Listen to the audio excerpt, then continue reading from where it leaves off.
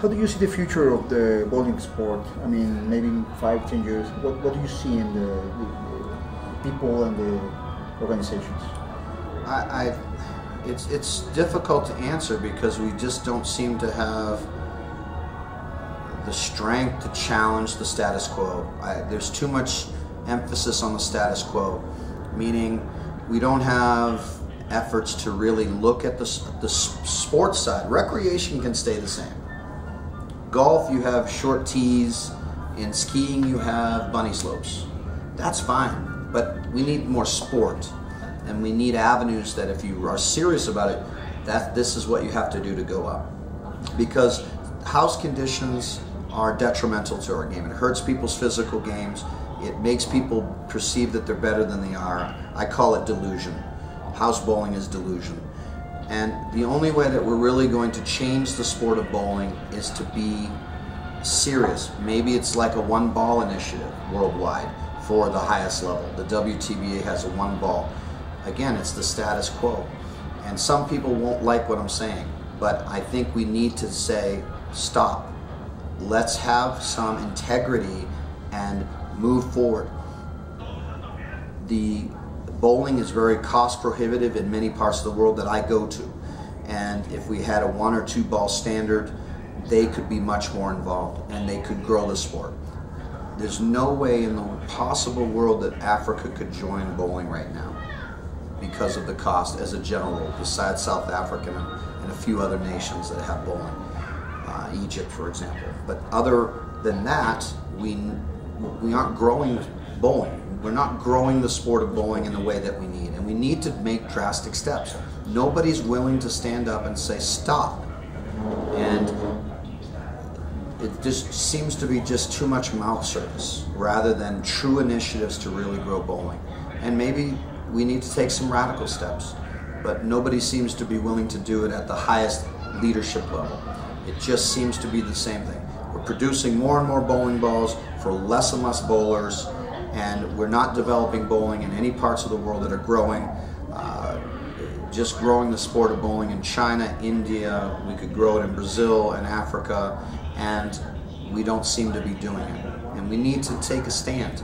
So my concern is if we don't do something that's going to promote bowling, we're going to have just the status quo and not grow. This week we had before we start one of the clinic days regarding, we were talking about the 1 ball, just 2 ball tournaments. Yes, it was a big debate. It was not between debate. You and I, but between somebody else. Somebody else, and I enjoy hearing about that. I just want to be on trade. Sure, absolutely. What do you think? And what approach? Do you see some kind of maybe now in the future a country that makes a national championship just on 1 or 2 balls? I think if you want to differentiate bowlers, real bowlers, between those who are just players, you need to have the focus be on skill. And if we had the 1 or 2 ball minimum, one, it makes it more economically viable for people to participate. It's not prohibitive that if you're a rich person you can have 20 bowling balls and I only have 2, or I can't afford it, or I have 3, or I have to beg for used bowling equipment. It just makes the sport more equitable. And to me, if I'm well trained and I have versatility, I can make my bowling ball with surface change, with specific layouts that are going to give me different shapes. But it puts more emphasis on a player's skill. Can they change a speed now? Can they change their axis now?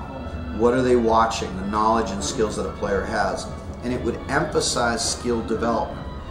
If you are a golf player, you're going to try to learn to shape the shot based on the fairway. The same thing in bowling. You need to learn to shape the shot to what is there, either in the beginning or the end. But to me, it gets right back to what I said a few seconds ago, a minute ago, about making the sport more equitable and growing it. Is if we had just a volleyball has an official ball. Basketball has an official ball.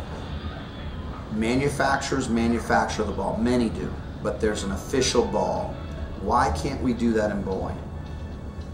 Many manufacturers produce skis with different lengths. Why can't we produce a set of bowling balls that is standardized?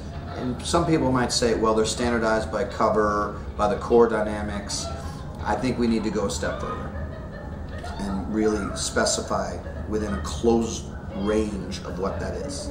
Okay, yeah, I really like that. We had a tournament here, just one day tournament with the plastic ball.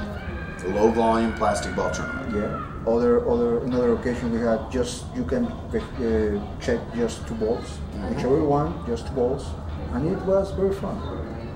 I'm pretty sure that the guys that won were the best in that conditions. They deserve to win. Yes. They earned it.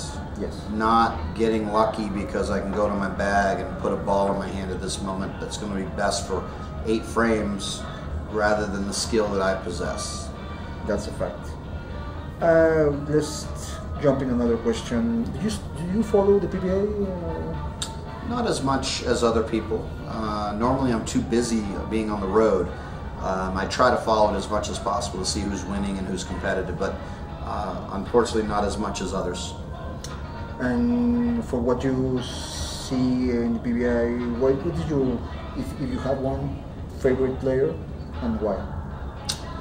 I think I have a couple different favorite players based on what I feel either respect or appreciation.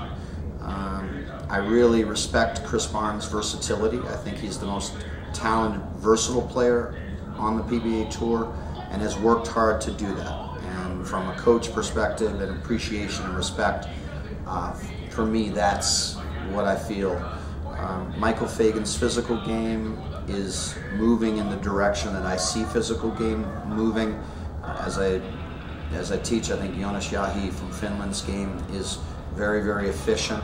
He's not really a PBA player or part-time. He's a DV8 staffer. And then I really appreciate Osku's game. He's a very talented player that I don't think gets the recognition that he deserves. So I've got 2 Americans and 2 Finns, the irony there. It's interesting. Good. Regarding Palermo and Belmonte, how do you see the two-handed style? I think two-handed is a legitimate way to bowl. Yeah. I've spent time trying to understand it, bowling myself that way, developing drills to help people learn the game. And to me, it's a way that is, for many people, it gets them more enthusiastic because it's different. It generates more potential revolutions than a one-handed with a thumb in. It takes a lot of hard work to get to the physical positions that these 2 gentlemen are in. And a fitness level that you need to do it is incredibly. Both of them came from bowling centers, their parents own bowling centers. So it takes a lot of hard work. It's not and again, if we had more competitive conditions, we wouldn't see scoring on house conditions. So I think in my worldview of bowling, we're going to see more people join the two-handed movement. In Bolivia, they're crazy about two-handed bowling and have an only two-handed bowling national program. Yeah, I know. I saw it in other internet. Was shocking. I mean, the whole team. The whole team. Yeah, wow. And you can see they're not yet there. I mean, they're not doing it long enough. It takes a long time, and you have to start at an early age. So it's not like taking, as I always joke, it's not taking a blue pill. Right. Okay, one more. Other than yours, of course, who is your favorite coach? Who's my favorite coach? I'd have to say John Wooden.